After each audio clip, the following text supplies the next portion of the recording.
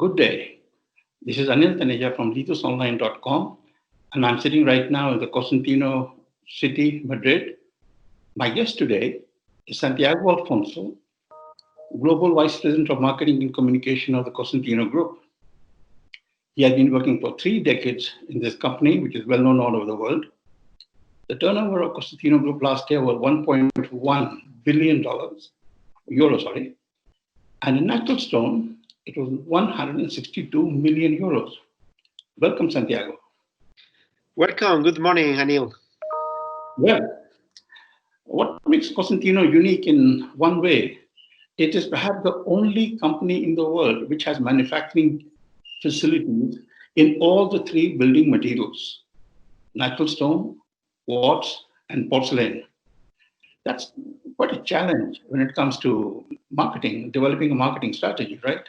How do you maintain the balance? Well, this is a big challenge to manage it, like 3 balls on the air. We create a territory for each brand in order to differentiate each one and avoid cannibalism between those brands. We evaluate the growth potential for each product line, and then we allocate financial and human resources according to that potential level. So more resource for the brand with more probability of growth. This is the strategy. So how do you position these brands? Because for the non-expert, and let's say even for the expert in natural stone, the 3 brands, let's call it the 3 building materials, they seem to compete with each other in most applications. So how do you position them in terms of applications, in terms of consumer behavior or profile? Well, if we would not properly differentiate the brand territory, for sure that one brand compete against the other's brand. So our task in marketing department has been to differentiate one from another. Of course, that this is so difficult because in some specific applications, let's say kitchen countertop, the 3 brands have a good qualities enough for be the best option. So we believe at the end of the day, end users are who choose their favorite option. Well, it's a bit tough, right? Because there are a variety of applications, and it's not just kitchen countertop. And I suppose there are many applications where you may need to sort of modify the message because the consumer profile might be different, right? Right. Not the same thing, the architect as let's say, Mrs. Smith, right? But what do you mean by that? I'm saying, one aspect is a B2B brand, which has a different message, and a B2C brand, which is probably Cosentino should know it's the only company in the world that is actually building a B2C brand. So the consumer profile changes dramatically, even though the product is the same. Yeah. So that must be demanding a... Well, but at the end, Anil, so it's a question. In some way, I respond you with before. No, so we try to put and to manage the 3 brands with the same, let's say, love, with the same possibility, but the potential growth for each product, for each material is different for the demand. No, for our let's say dedication, and it's the end user and are the professional who at the end made the options. Well, we are living in a very complicated world right now. And apart from the fact that no matter what you manufacture, there always seems to be an excess of supply over demand. So my question to you is, how does one avoid commoditization of a particular brand or of a particular product? Well, marketing is the responsible to generate preference of one product over the others. In this sense, branding is the management to fight against commoditizations. So how we do that? Creating brands, investing in growth, their awareness, and of course with a powerful service based on logistic. So service and logistic, we believe, is something crucial in the economy today, and we put a lot of investment and growth in the capillarity of our logistics system. Well, that requires a hell of a lot of thinking. Now, look at the amount of loss of wealth that has taken place in the last 6 months, ever since this coronavirus has come upon us. Do you think the market is going to become more price sensitive in the near future? Well, during the confinement, because the retail market of kitchen and bath was completely closed, it was the project, the building sector who managing the activity. What happened? Those project was specified maybe 1 or 2 years before. So this is now will be affected by price sensitivity in the short term. Maybe in the near future can change. In the other hands, retail market is the market for one kitchen countertop individually considered. We believe this is not so much price sensitive. At the end of the day, the people say, if I cannot travel, if I cannot invest in or buy luxury product, at least I'm going to take care to change my bathroom or my kitchen area. If I had to pay more or less for one product, it's something affordable anyway. That is something, I've also been observing when I talk to people in the industry, especially in the upmarket segments like in the European Union and in USA. Evidently, people are going to be traveling much less this year. But what people also tell me is home renovation is increasing. The money that they are going to save in traveling to other country, they're probably going to be spending it in home renovation, which might actually be good for us, right? You agree with us, right? We don't have data on this, but it seems to be a new trend. Yeah, well, it seems clearly something that will affect positively our sector, because we take care to create beauty at homes or in commercial space like shop and so on. And I think that the people is going to consider the so-called cocooning to create more beautiful spaces. And they give us a special opportunity for the stone sector and product relate. I think it's a very positive trends and very positive for us. We need to exploit that trends. Well, in which segments of the market do you think there might be some decline? Which segment of the market decline? Well, some people is telling that offices maybe will be stabilized or declining, because we had to create social distancing. Now it's a lot of the space remnants that's not necessary. So it's not clear that the people is going to invest in new offices in the short term. So the material going for offices maybe are suffering more. So public space dedicated to offices. Some people is telling as well, big mall, so flooring for mall could be also declining, because we have the commercial space enough for many years. Yes, that's what I was reading. I was surprised. I just read just a few days ago that in the USA they estimate that as much as 1/3 of the shopping malls might go bust in the next few years, because people are now getting used to home delivery of just about everything that they want to. So it's a very different world that we are entering. You're absolutely right. Let's change the topic a little bit. And, we're in the game of colors. Everything revolves around colors, actually. Well, in natural stone, there's not much that one can do. The stone is what it is. And the margin of maneuver is basically, you play with textures and you play with finishes, which is actually a considerable margin of maneuver. But do you follow the fashion, or do you try to create a fashion? Well, we have different sources to create colors. One of those sources is the fashion industry, because they are a great influence to generate pattern and tendency. Mm-hmm. But of course, that the leading companies like Cosentino have the opportunity to create own trends auction, challenging the market with some unexpected color for early adopter user. So we had to combine both.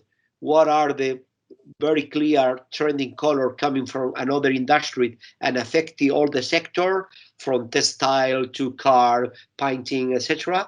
And we had the opportunity to create some particular and original offer, putting some own color. So we both commercial and let's say non-trending color, but original colors. I mean, like, we used to have beige as being the basic color in fashion for about 3 decades. And then suddenly, in the last decade, the fashion shifted towards white and gray.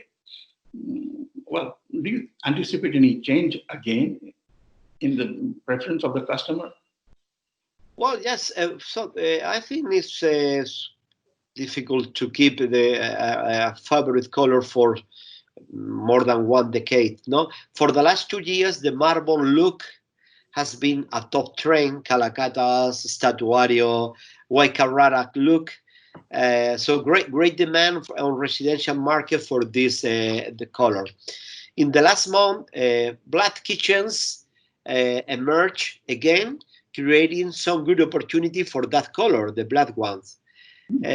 Concrete look like Greek cemento in Spanish, are very popular, especially in home finishing. And there is some market for soft tone colors like green, blue, and some wine red tone. These are a small percentage of the market, but the new or vibrant color are becoming, and you can see in the car industry in the last year. Okay, so you see some growth in these colors, for at least in the short and medium term, right? Yeah. Okay. Well, let's change the topic a little bit again. Well, Silestone is a world-known brand.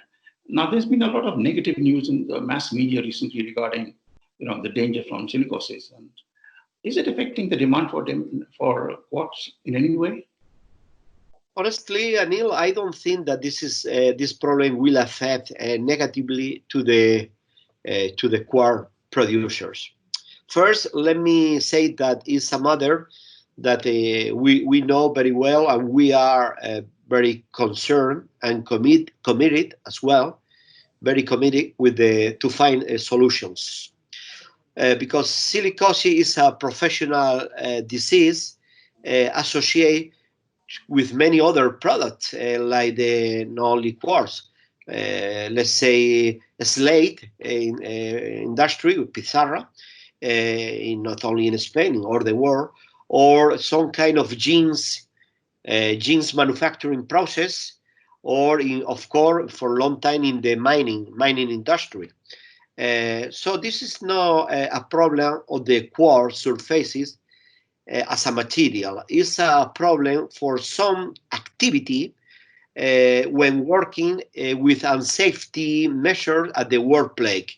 There are thousands of workshops around the world that is operating following safe and healthy policies. But unfortunately, there are as well workshops that doesn't implement the safety guideline well now for many years. So labor authority, medical mutuals should be controlling more and more the activity, the condition inside the workshop, definitely. But this is not a problem related only with quartz, definitely not. Honestly, again, I think company like Cosentino will provide some positive improvement in this way. Okay. Let's change the topic again, because you're also in what you call it porcelain, or you prefer to call it sometimes ultra compact with a Decton brand. Now, the natural stone people say that, look, these new materials, porcelain, they're not very ecologically friendly. You have these ovens working 24 hours a day at 12 degrees centigrade, etc. What do you say to that? Well, I think this assumption is based in a clear ignorance of the Decton process, because assimilate Decton with the traditional ceramic or the porcelain factory, and that's not really true. For this reason, I say it's a kind of ignorance. we have a more modern and evolved engineering process. First, all the electricity used in our plants here in Almeria, 100%, are from renewable sources. And this is accredited by the supplier company. It's not something we say, it's something accredited by auditors company like KPMG. Second argument, we use natural gas that, even being a fossil energy, has the lowest emission of that family of carburant, so less than propane, diesel, or coal. And third argument, and perhaps the most important, because the smart technology implemented in our factory, we reuse the remainder of the heat generated in the oven process to apply it in other sections of the factory, reducing 15% of the consumption of gas that represent 4,000 of tons per year. I would like to appoint one important achievement of the last year, 2019. We reduced emission of CO2 in 11% per square meter of Decton produced. This is a great achievement, and we are working in a permanent improvement project, and we expect at the end of this year to get the ISO 50,000. So it's the award ISO, the regulation about energy management. In other words, what you're saying is that the carbon footprint depends not just on the material, but what is the energy source. Is it a renewable energy source? Is it a clean fossil fuel or not, right? That is what determines the carbon footprint and whether it's ecological or not. Is that so, right? It becomes a very technical issue, right? Yeah. Well, we live in an age of innovation, and natural stone actually is very slow when it comes to innovation, and that is true. But in man-made products, there is a lot of innovation going on. So my question to you is, what kind of innovation do you foresee in the next few years in the world of quartz, and especially in porcelain? Well, I know, Anil, what we can expect from what can the market expect from us, from Cosentino. Sandstone, as a leader in the quartz surface category, will be for sure more sustainable, more based in circular economy process, is according with how we make material, with more improving circular process. Perhaps it will be produced not only based on quartz. Okay, I don't know about other porcelain industry, but Decton, but we position at the ultra compact surface. It's clear that the customization of the design will be a reality. We call this the Decton ID. I think this will be the biggest strength in our offer to the market. Definitely for both products, Sandstone and Decton, connectivity and some other technology like virtual reality will be incorporated in the medium term. With such a big amount of turnover in natural stone, what kind of innovation do you foresee in natural stone industry? Well, it will be a real challenge, Anil, to remain competitive for a small company in the stone industry. The size of the industry is so important to generate research and development, to facilitate internationalization of the company, to invest in marketing campaigns.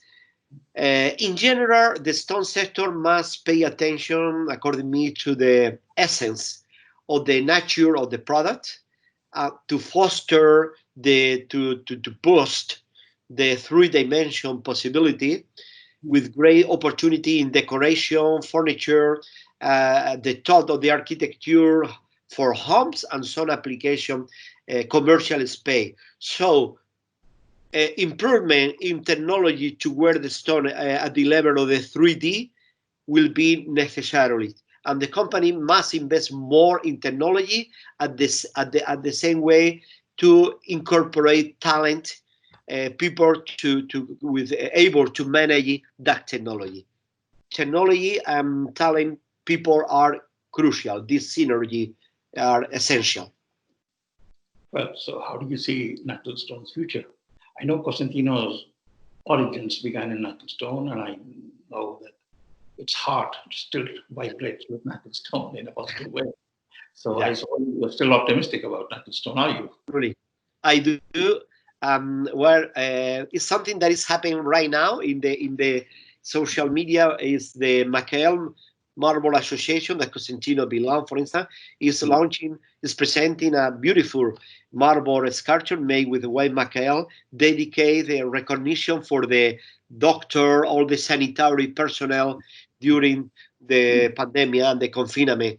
I think this kind of job, so the 3D, the sculpture, are a beautiful future for the stone sector. To Thank to you, link to link arts, architecture, and stone are a good job, a big challenge. Thank you, Santiago, for your time. Thank you, Anil. You. Thank you for counting on me. Thank you. Bye.